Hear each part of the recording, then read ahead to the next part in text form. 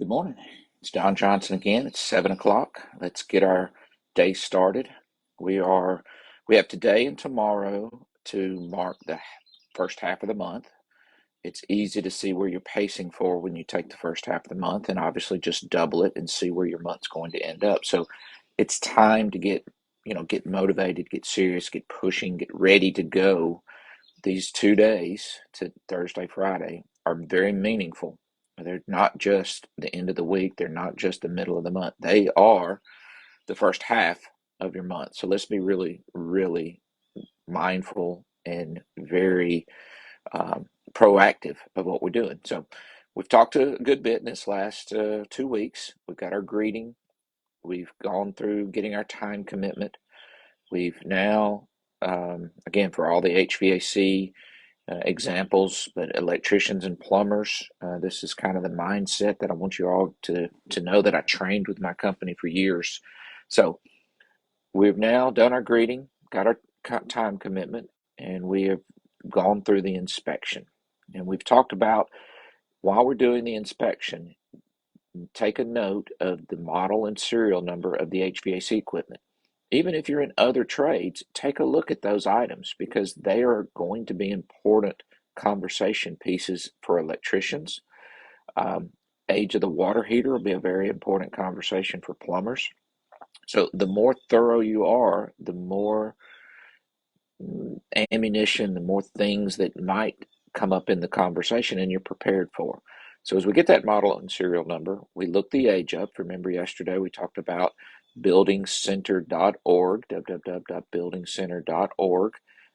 Then just go under the either AC or water heater side, go down to the alphabet listing, look it up, Goodman, for example, and it'll teach you how to read the model number, which model number always tells you the sizing of the equipment, how many BTUs, or um, its performance in terms of SEER rating or some sort of number like that, as well as then the serial number will give you its manufacture date.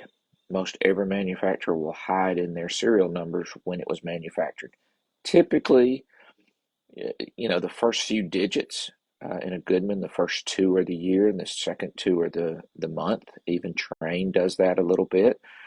Some will be the first two is the year and the rest will be the week. But overall, go to buildingcenter.org and you get that information. It's a great, great resource for free. Utilize it, share it with friends. Now, we know the age, and yesterday we talked about anything 0 to 3 years old. We're going to make sure if we put it in, we make it right. Meaning, let's always protect the company. I like that phrase that someone commented on yesterday. Gene Slade commented on, so I appreciate that. We always want to protect the company. I mean, they provide us our job. If we protect the company, we make them more credible. People, the customers and new clients will trust us. When they trust the company, that trust transfers to you, makes your job so much easier. So we want to do everything that protects the company. If that company is just you, obviously, but if that company is 5 or 10 or 50 or 500 employees, always have that mindset of protect the company. But second, have that mindset to do what's right for that customer. They paid for something. Let's make sure they got what they paid for. There's nothing wrong with the doing a little bit of extra to make sure that the clients really get an over the top experience. So 0 to 3, if our company put it in, let's double check. Let's make sure it's right. Let's do a performance check. Let's do the things that we might not necessarily be paid extra to do, but let's do them because it's right. Now, 3 to 8 years old, we talked about yesterday, that's where we're going to put in the things that get the performance of the system up. Our surge protectors, it protects it. Our easy start kits allows the compressor to start easier. New contactors, new capacitors, maybe oil additives for heat pumps, air conditioners. All right, this time of year, you still can do all of these items because we're going to have weather flip back and forth where in the morning time you need the heat on, in the afternoon people coming home from work and they're cutting the air conditioner on for an hour. So the season's not over It just might not be running constantly anymore for us in Alabama. It's a nice cool morning. It's only like 67 degrees. High is going to be in the low 80s. Weather is not going to solve all our problems. We have to do it. We have to be proactive. We have to do those things. So 0 to 3, if our company put it in, let's make it right. 3 to 8, let's make sure we're putting everything on the list as if it were free and let the customer decide if that's important for them to do now or put it off till later. It's okay either way. And over 8 years old, which is what we teased about and talked and said yesterday, we want to start introducing the idea of equipment upgrades, system upgrades, performance upgrades. Yes, for the HVAC guys, that's replacing the air conditioner. And it might not be time, but if we set the stage that people know that we're coming towards the end of the lifespan of the system, it's not a shock to them when you've been telling them for 10 or 12 years, everything's perfect, your system's great, everything's perfect, your system's great. And then the next visit you go, you've got to replace it. That shocks them.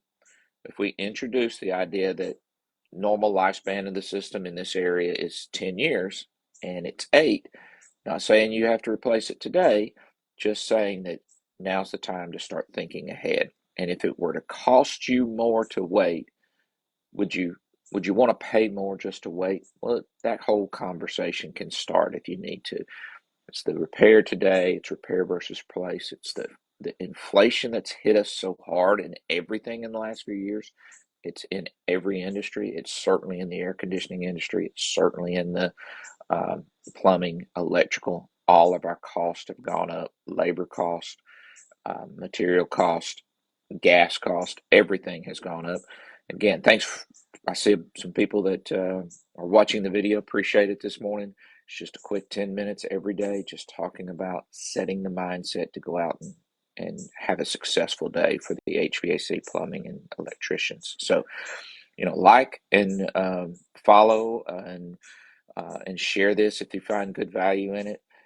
As well as know that you can message me if you want to do some one-on-one training or even participate at our next live event down in Orlando, where we're doing a 4-day intensive training and practicing through all this stuff. But now that we've got that 8-year-old equipment categorized in our mind, we've taken down the model and serial number, we want to write up our finance reports. And we're going to talk more about this, but the easy section, just a quick overview.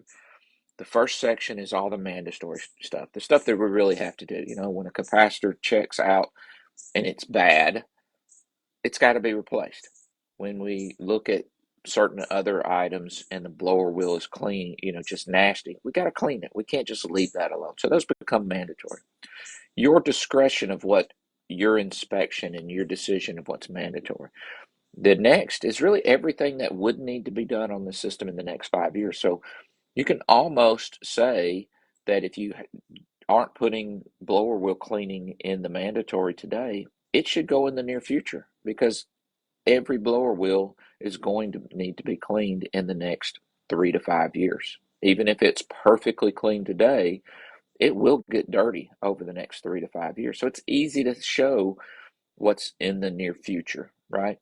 Again, that's your discretion, but it's really easy to see that that's work that will happen through the lifespan of the system.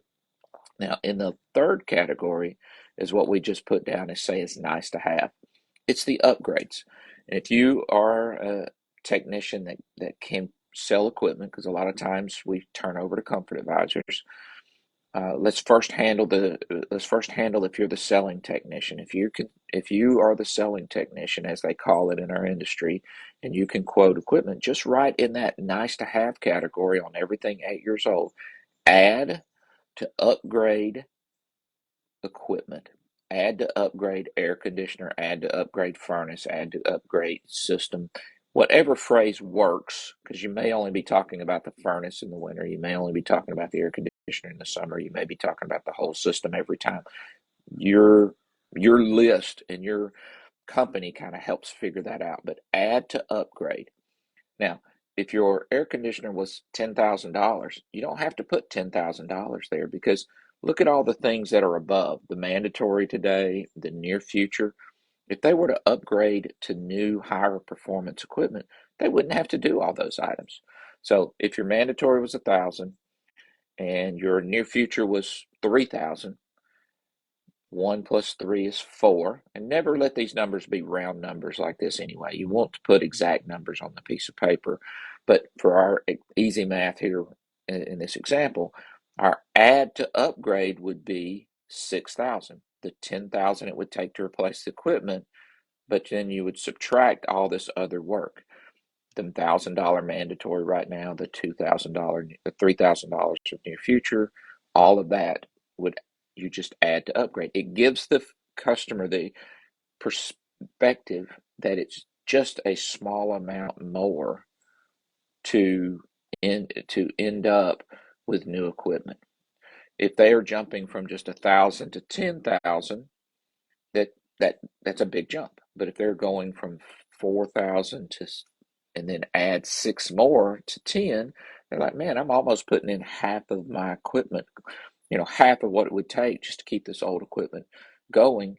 And if they had other issues, like I said, they already are saying stuff like it really doesn't cool my house like I want. The humidity's always uncomfortable. It's noisy. If they take and had one other issue and you tie it to that it's just a small amount more to add to upgrade, they might seriously consider it, even at 8 years old. But when they don't move forward, which is okay, it sets the stage that the next time you're out, or the next time they have a breakdown, or the next time they're laying in bed sweating because the air conditioner is not making the house comfortable, it's not pulling out the humidity, they're sitting there saying it's time to replace it. It will become their idea to upgrade equipment if you set the stage and let that seed grow. So that's what that's all about. Add to upgrade. And we'll continue talking about when you're the turnover tech tomorrow, how are we going to price condition? How are we going to set the process so that we can set a lead for our comfort advisor, our manager, or whoever to come out? So if you're a selling tech and you can sell equipment, anything 8 years and older, in the last section, just write add to upgrade air conditioning system, add to upgrade a system. Whatever phrase there you're talking about, could be just the furnace, could be the heater, could be the air conditioner, could be the whatever. Add to upgrade, and then do the difference between what your system costs and what all the repairs above that would be unnecessary or that would be included with the new system, and write in that difference. And then your grand total, which is the mandatory, the near future, and the nice to have, will add up to be what a new system would cost. All right. So appreciate y'all being on here. Like this. If you feel it's helpful, share it with people in your company. Share it with other groups whatever you like. I'm trying to add what I did for years that made us who made Freedom turn into a pretty nice company here in Birmingham. So I'm going through this for you guys. If you're interested in any more training or any one-on-one, just message me. And we've got a live event with Gene Slade coming up in Orlando. Find out how to get into that class, and we will have 4 days of solid training, and you'll come out magnificent. You'll come out ready to just have the best off-season winter that you've ever had. So thanks, guys. Appreciate it. I ran a little long, but we'll see you again tomorrow morning, 7 a.m.